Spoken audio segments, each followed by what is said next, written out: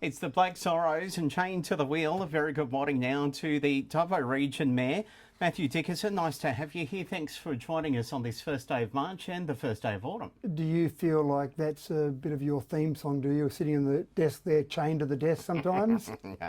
All the time. No, it is. I don't know how you fit everything in that you do.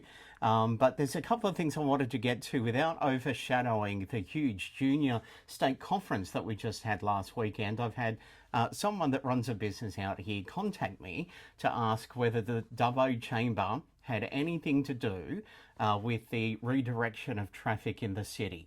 You would say? No. We've got a great working relationship with the Dubbo Business Chamber, and I think they do a fantastic job in Dubbo.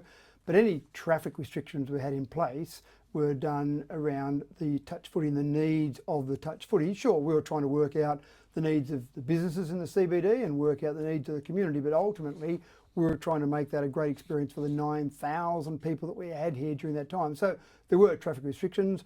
I know you had them broadcast over your radio station. I certainly had them on my social media and in my podcast. I talked about it. We had official communication out from council to say these traffic restrictions are in place because we wanted to make it so that people could park their car and walk around with their kids. Keeping in mind this was a junior state cup, we wanted them to be able to walk around with their kids safe in the knowledge that there weren't going to be cars, just normal traffic driving through there. This business owner also wanted to know if over the radio residents were asked to stay home if possible over this last weekend, so that's last weekend, to prevent congestion on the roads due to all the touch football visitors.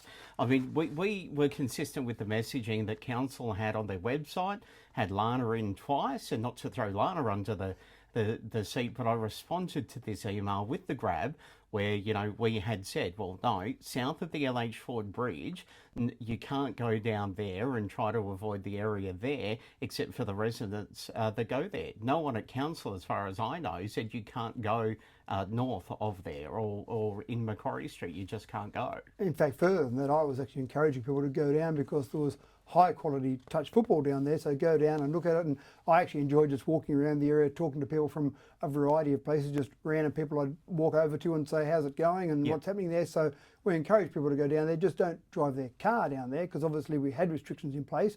And you're right, if you happen to live on Macquarie Street just south of the highway, then you still could go there if you lived in that area, but we didn't want through traffic going through there, and obviously Bligh Street as you went down right through the middle of where the touch footy was being played. So we wanted people to be out and about, but certainly as I walked around even the CBD, I noticed there were lots of people in touch football uniforms. I assume people didn't just get dressed up like that. I assume there were people who were visiting, and I did actually talk to a couple of people there. I saw a family there and just said g'day and asked where they were from and just things like that. So you saw a lot of activity around the CBD, and it probably made it a bit harder if you just wanted to go down to the supermarket and grab what you normally grabbed as a local resident. But again, those sort of events, that injected, we estimate, over $4 million into our economy over those 3 days. So I would try and grab those events every time we can. And in fact, I know Lana actually mentioned that the shops were still open to use the back streets to get there, you know, up and down Macquarie Street. And I know the Sunday Rotunda markets were there as well. And we had, you know, the market coordinator on telling everyone that it was open. So I'm not sure where this person may have received the information or whether this person actually heard the radio station saying it, or whether they were listening to our radio station. There's other radio stations in town too, not to pass the buck, but... I didn't think there were. I think you keep telling me, Brett, Tootie was the only one. Yeah, that's right, exactly. And I guess the link is trying to mentioning about the Dubbo Chamber of Commerce. I'm not sure where they're going with that, with the president possibly owning 3 businesses and having something to do with the traffic management of the city. Just to have it on record, who looks after the traffic management of the city during these events? It's certainly council. We make decisions at council to do that. And again, we will consult with people, but I think that's ridiculous. I'd go as far as to say ridiculous, Brett, to say that we made decisions to benefit businesses owned by the president of the Chamber of Commerce. That sort of thinking is absolutely ridiculous. And I can state categorically that's not a decision we would make. Again, we've got a great relationship with the Dubbo Business Chamber, but we don't go and make a decision to benefit one person on the Dubbo Business Chamber. Council is making decisions for the benefit of the entire community, and I would say that event, that touch football event, absolutely benefited the entire community. I think people could see the injection of all those people and the great feedback about Dubbo and the great experience they had. You've only got to look at some of the social media commentary,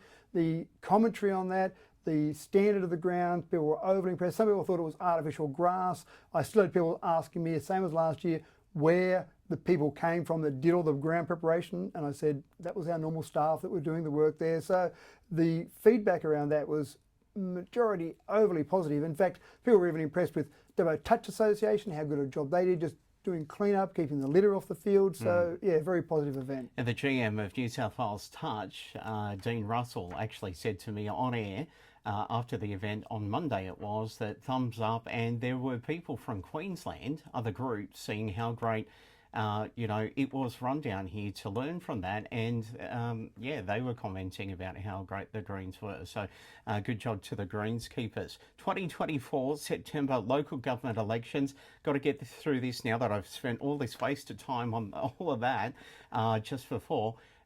This is important. Caretaker mode. What is caretaker mode when we go into the September local elections? So 14th September 2024 is the local government elections, and every government, whether it be federal, state or local, has a period of caretaker mode, and essentially major decisions. And there is specific legislation. I know we've got very little time, Brett, so I won't go through it all. You're but right. There is specific legislation to say decisions that can be made and decisions that can't be made during that time. So normal run-of-the-mill day-to-day decisions. But obviously what you don't want is any government at any level suddenly going, right, we've only got a couple of weeks left, let's go and make some crazy decision that benefits someone in particular, and there's no way for the community to really have a say on that. So it's just to protect the community and make sure people are still making decisions for the right processes, the right outcome. So you still have to be able to run council, but you don't want to be making major decisions. Okay. Do we lock you in council chambers like they do with the Pope and all those people to vote for the Pope? Or? Well, no, this is a general election, so everyone has to vote in this one. It's compulsory voting for all 56,720 residents. Actually, that's not right, because